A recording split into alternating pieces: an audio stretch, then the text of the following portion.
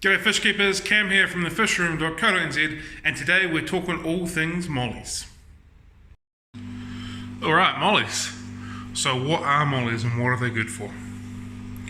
Well, they are live bearers from sort of Central America and Mexico type region. They come in all sorts of colour varieties, yellows, silvers, dalmatians, whites, and the more common black. They come in all sorts of fins and tail shapes as well. So we've got leer tails, there's one through there. Got sail fins, young one there just developing. Got balloons, which we don't carry. Your standard stuff, which is your normal molly. There's one through there. And that's basically the range of mollies. So feeding wise, it's nice and simple. They are completely omnivorous fish, so they'll eat little insects, they'll eat high protein based flakes, pellets, stuff like that, or they will eat a vegetable based diet. There's no real dramas feeding them. They do like some algae, they do like some vegetables in their diet. They will do a lot better with that than without. And as we might see at some point through here we go through there, they like to pick off algae as well. So they are known to be algae cleaners or algae eaters. They're efficient but not super efficient. As we can see here, there's still a bit of black-bed algae hanging around on these chordata. But I suspect there'd be a lot more if these mollies weren't in this tank. We've got a relatively okay temperature range between 22 and 26 degrees Celsius, so it's pretty standard for a normal tropical aquarium. They don't do cold, they don't do super hot. They're definitely, I would consider, a beginner fish if you get the right fish, and they can be housed into a tank around about 40 litres. I wouldn't want to go any smaller than that, preferably go a little bit bigger if that is possible. They're easy to breed if that's what you're into, and the females and the males are pretty easy to distinguish. The females have a fan type anal fin, and the males have a pointy type anal fin. So if we can try and point one out, there's a female there with a fan type shape of the anal fin, and if I can find a male very soon, we'll point one of them out as well. There's a male there with a stick type shape. So they're called a gonopodium, and this is pretty normal for all live bearers to have that sort of tail shape to see if they're a male or a female. So as we can see here, they're completely plant safe for the best sake of it. They do like to chew back on things like Thalassoneria a little bit because it's a little bit softer, but for the best part, plants are safe with them.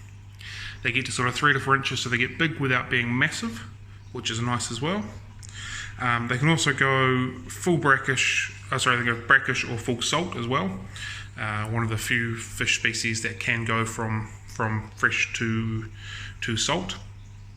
Often marine keepers use black mollies in the initial cycling of their saltwater aquariums. I believe this because they're quite hardy fish, but also because they pick away at algae like this fella here during those initial stages. They do, however, prefer a sort of harder water or a higher pH, 7.5 to 8.5 sort of thing. So if you've got soft water, it's probably not the fish for you.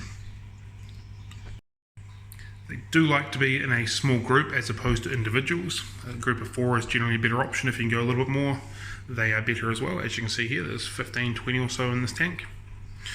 A sexing ratio of 1 male to 3 females is generally your best option if you can get it like that.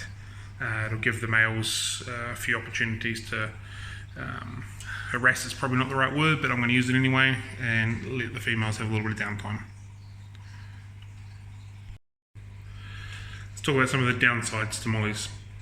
They're relatively prone to getting ick. Fortunately, because they're so salt tolerant, you can really dose them with salt and clear up that ick fairly easy. And because I've had my camera in front of them for a little while, they're getting a bit startled now. So yeah, because they're so tolerant of salt, you can deal with the ick fairly easy with them. They're also a little bit prone to velvet. Copper sulfate, riboflavin or formalin can deal with that relatively easily as well. They also seem to be relatively prone to getting shimmying disease or wasting disease. I do believe a lot of people feel that is internal parasites, which may or may not be wrong. My current theory on that is overseas, when they're imported, they're grown in saltwater conditions. We get them over here, and our importers keep them in fresh water, so their kidneys don't handle that. They go from freshwater in the wholesalers, then freshwater into our aquariums here in stores, and that swap over from being bred and growing up in salt conditions into the fresh conditions is enough to cause them issues. That is my personal thought. That's what I'm working with. Any time that I've got mollies in and I've added salt to the water, they seem a lot hardier than the ones that I don't add salt to the water, so that's the theory that I'm working on at the moment. So I freaked them out a little bit, so I'll just come out here and talk for a little bit. So any time that I've bought mollies from wholesalers and, like I said, not put salt in the water, I seem to get a lot more issues with shimmying, thinning out and that kind of stuff no matter what I do. Still the same routine as everything else, every other fish coming in, but the mollies just seem to go pretty average after about 4 weeks, give or take. Anytime I've added salt to the water, they don't seem to go that way for a while. Then as the salt begins to get water changed out, they seem to get that sort of shimmying and thinning again. And then any time that I've bought mollies from private breeders or local breeders that are in completely fresh water, they don't have that issue, generally speaking, whatsoever. So that's where I'm leading to believe that they're growing up in salt water overseas, and that the transfer from salt to fresh is the issue. Some of the wholesalers also put that they've got either freshwater mollies or not freshwater mollies. Actually, they don't say not freshwater, they just say freshwater mollies on their lists, which again leads me to believe the other ones are not freshwater mollies.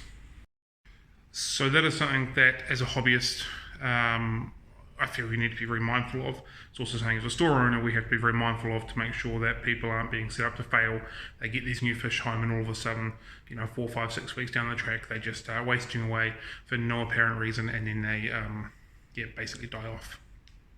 The other thing to consider that is also the water conditions. Again, growing up in salt water, hard water, we get them over here into New Zealand and the water's a lot softer, no salt added to it. The pH is a lot lower, and I think that's enough for the mollies to not enjoy that as well. So I think we need to be really conscious if we're going to keep them in nice hard water, and preferably buy stuff that's been locally bred as opposed to imported for the best part. And that is something that I'm working on.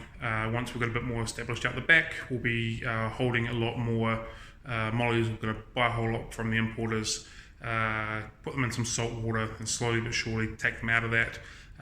Hopefully get some fry in the time when they're in the salt water, take the fry out straight into fresh water, so they spent their entire lives in fresh water and then continue to spawn from them. So it'll be a long process, but fingers crossed in the long run that'll help the quality of the mollies that we're able to provide to you, the customer. So as I was saying before, they're not difficult to feed. We just chucked a little bit of mysis shrimp, no issues on that whatsoever. If you can supplement them with some sort of green diet, Rapashi Super Green, Fish Science Vegetable Flake, Seriflora, anything like that, Serogranny Green, as long as it's got some green, some algae base in it, they'll do really, really well. So it's definitely a massive part of the natural diet. And with picking away at algae and stuff like that comes little crustaceans and little bits that come with it, which is why they do really well on frozen foods like mysis shrimps, live foods, Daphnia, brine shrimp, that kind of stuff as well. Overall, mollies are a pretty safe bet, come in multiple colours, relatively hardy, live bearers, so produce fry relatively easy if you want to go down that route. Overall, they're just a really good fish. Just need a few specific care requirements for them, and you'll go well with them. There we go, team. A very quick chat about the humble molly. Hopefully that helps you with a slightly more informed decision when looking at purchasing some new fish. I hope you have enjoyed this. I hope you got some valuable information out of it. If there's any questions that I haven't answered, you've still got a few questions you need to know about them, please feel free to leave a comment below and I'll answer them in the best way that I possibly can. Other than that, guys, have a good one. Happy fish keeping. Catch you later.